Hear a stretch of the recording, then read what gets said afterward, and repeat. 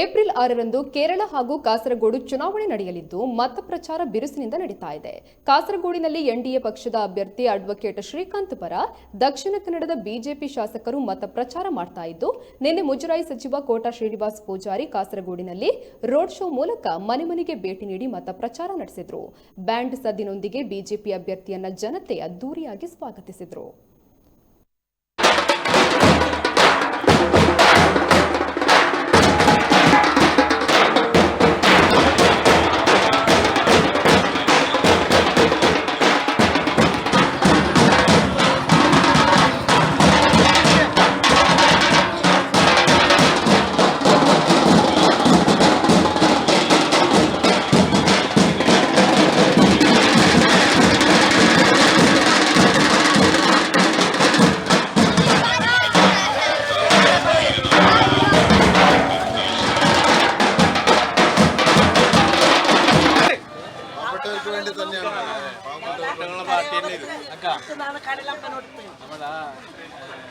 Karnataka ministers ನಿಮ್ಮಳದೇ Mantri fisheries Mantri